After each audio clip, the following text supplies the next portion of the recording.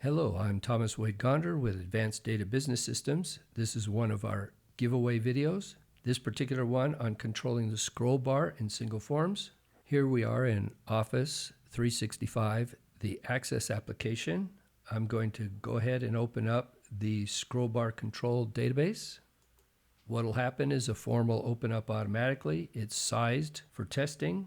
You can scroll down and see the form and then hit Tab through the fields, and you'll notice that it scrolls into the next control entry for section 2. Scroll down and it scrolls into section 3. This is all done with VBA code. If you hit Tab, it'll go back to the top of the form. You're welcome to resize the form and make sure it works for you. If you size it too large, there won't be a scroll bar. So you see the entire form. And if you size it too small, you won't be able to see a full section.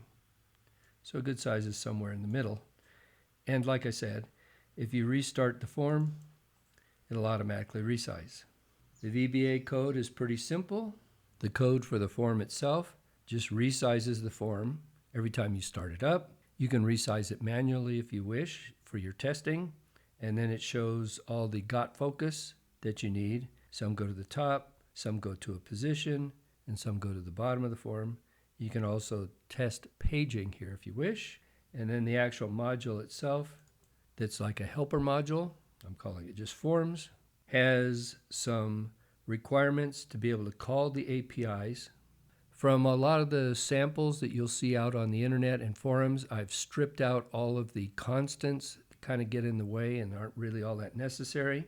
So you'll see down in here that I'm just using the actual decimal values and then just numbers for what it does. But all you need to do is follow the instructions that are in the comments up here. And again, you can go back to the form and see examples of how this subroutine is called. Basically just need the form, a top, or a position, and if it's a position or a number of pages or lines that you're moving, then there's one more value that gets entered there. This has been tested in Office 365 with 64-bit. I'm not sure if it'll work in anything else. You're welcome to try it. And if you'd like to get a copy of the accdb file, here's where you can get it.